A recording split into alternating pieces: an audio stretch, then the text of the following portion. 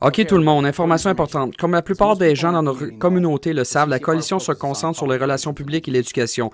Sans une meilleure compréhension des questions relatives à la possession d'armes à feu, les personnes qui ne sont pas propriétaires d'armes continueront à être trompées par le gouvernement libéral et leurs collaborateurs sur le contrôle des armes à feu.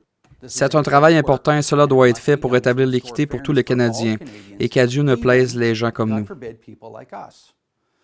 Vous savez peut-être aussi que la coalition ne soutient généralement pas les actions en justice comme les recours collectifs ou les autres contestations judiciaires, à moins qu'il y ait une chance raisonnable de gagner ou qu'il y ait une autre raison impérieuse de le faire. Autrement dit, l'affaire doit représenter une valeur tangible, un avantage pour nos membres et sympathisants, ou sinon on ne serait pas impliqué. Vendredi dernier, nous avons été témoins d'une décision prise sous l'impulsion du moment par le Parti libéral du Canada qui, selon notre opinion, de manière arbitraire rend notre propriété illégale basée sur les actions d'un homme fou qui a assassiné 22 de nos concitoyens en Nouvelle-Écosse.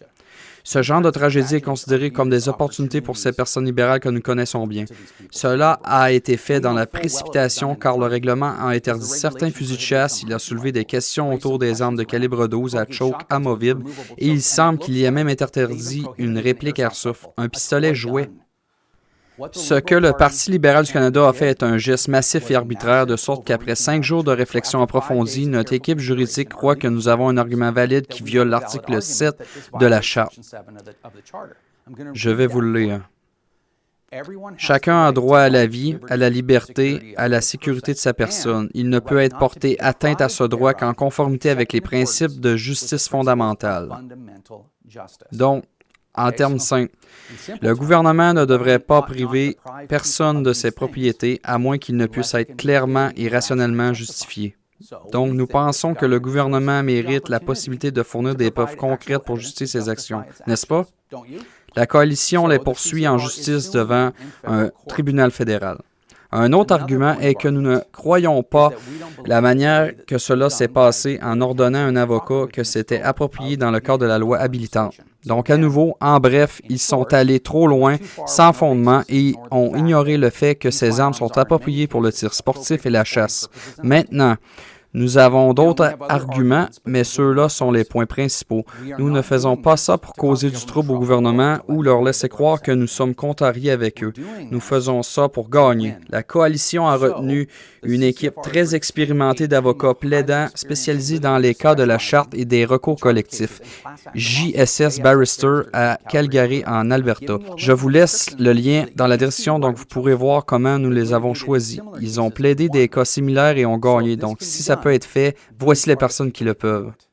En tant qu'organisation, nous nous engageons avec un budget suffisant pour mener ce cas jusqu'au bout, y compris en Cour suprême du Canada.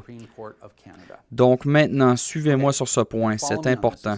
Si les actions du gouvernement sont jugées suffisamment arbitraires pour invalider le règlement, cela pourrait devenir un cas de jurisprudence et cela aurait des effets de grande portée sur l'utilisation des règlements, y compris la façon dont le gouvernement les utilise pour réglementer les armes à feu. Je n'essaie pas d'exagérer, mais si cela va dans notre sens, ce pourrait être le cas le plus influent de tous les temps pour les propriétaires d'armes. Ça semble bien, mais revenons un instant à la réalité. Ce n'est pas une victoire garantie par quelque moyen que ce soit. Il n'y a pas de victoire garantie dans le système judiciaire, quoi qu'il arrive. Mais notre équipe pense que les libéraux ont commis des erreurs importantes à cet égard. Il y a donc une chance. Il faut aussi comprendre que les explications que je vous donne sont très simplifiées. Il s'agit d'un cas très complexe et risqué, et je vous donnerai plus de détails dans les semaines à venir. Mais voici ce que vous devez savoir aujourd'hui. Nous poursuivons le gouvernement. Nous avons retenu une équipe.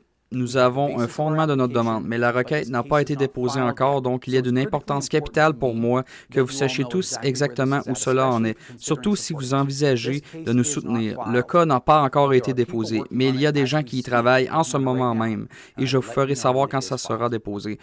Nous voilà ici vers la bonne voie et pendant que j'ai votre attention, je veux profiter de l'occasion pour remercier tous ceux qui ont soutenu la coalition au cours du dernier mois. Je sais que les temps sont durs pour beaucoup d'entre nous et je veux juste que vous sachiez à quel point nous l'apprécions vraiment. En tout cas, j'espère que vous êtes tous enthousiastes autant que nous à ce sujet et je vous dirai ceci. Nous ne serons pas blâmés ni punis pour les actions des criminels et nous ne faciliterons jamais la tâche à ceux qui essayent de le faire à nous.